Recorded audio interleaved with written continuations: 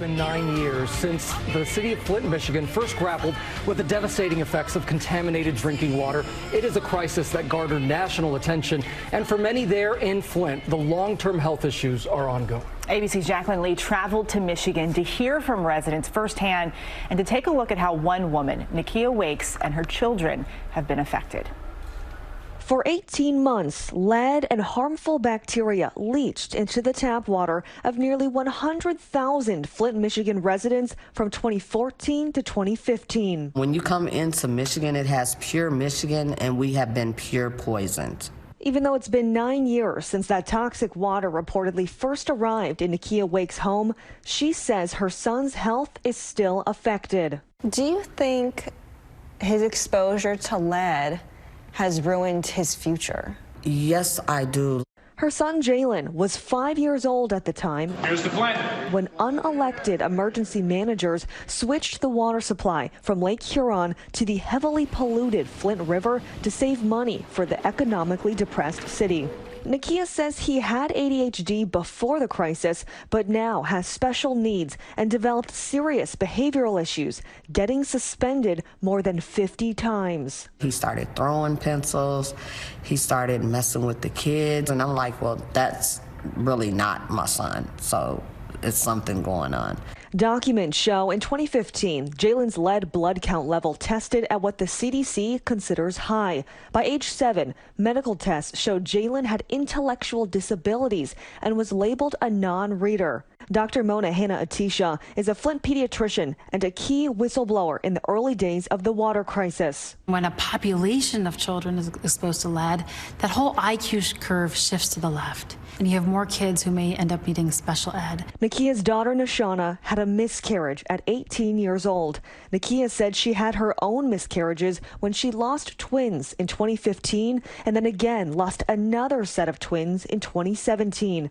While it can't be proven that the water crisis caused Nakia's family's issues, scientific research shows lead exposure is associated with increases in the risk for fetal death and behavioral issues in children. It leaves me in a state of fear and also angry because, like I said, I couldn't even protect my own kids from this. The EPA's action level for lead in drinking water is 15 parts per billion.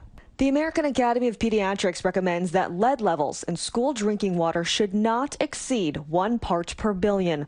And the amount of lead flowing directly into Nakia's tap water? 1,100 parts per billion. There's no way that I would even fish in that water and eat the fish to come out of there. The damage was already done by the time state officials switched back to the original water source in October 2015. Civil rights lawyer Jeremy Orr believes this crisis was caused by environmentally racist policies for the majority black community of Flint. At the end of 2021, Flint residents won a $626 million class action lawsuit against the state of Michigan and others. After attorney fees, Orr estimates that the roughly 100,000 residents who are plaintiffs in the lawsuit will receive between $500 to $2,000 each. Since Flint's water crisis, Nakia likes to say she became a water warrior. She works with nonprofits advocating for clean water across Michigan and the country. Her work taking her all the way to the Obama White House. For us to move here and then just get poisoned and you think I'm going to just lay down? No, I'm going to fight for me and my kids. Incredible. And we'd like to note that ABC News reached out to the state of Michigan for a response to our reporting. And we were told in part that the Department of Environment, Great Lakes and Energy remains committed to rebuilding trust and confidence in their drinking water system. As to the claims of environmental racism, the state pointed us to the 2016 Flint Water Advisory Task Force's report that was commissioned by the former governor, Rick Snyder. And we are joined here now by ABC's Jaclyn Lee. Jaclyn, I'm just curious, how are Nakia and her family doing, and the residents of Flint? Where does this all stand? Well, so Nakia and other residents really came together, and they're trying to bring awareness to deteriorating infrastructure when it comes to drinking water. This isn't just a Flint story. This has happened in cities across the country. So we see them, they're working with nonprofits to bring awareness for this message. They're speaking, testifying in front of Congress, and they want to build a better future for their children. And also, You guys met Dr. Mona Hanna-Attisha, and she's created programs in Flint. She created prescription kits to give money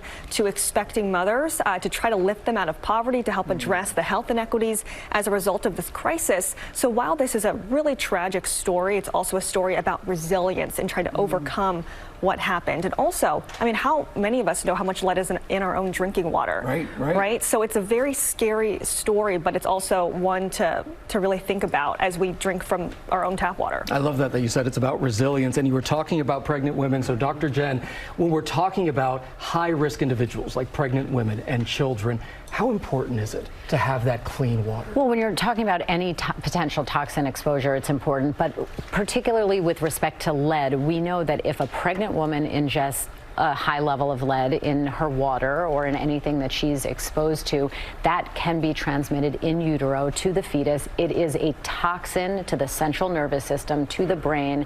It can affect the immune system, down the road kidneys, and future intelligence levels. So it's a major risk. Absolutely. Major risk indeed. All right. Thank you both. And thank you, Jaclyn, for bringing us that story. Incredible story.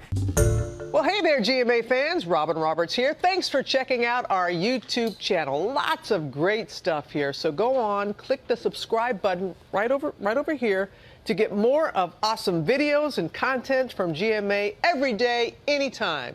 We thank you for watching, and we'll see you in the morning on GMA.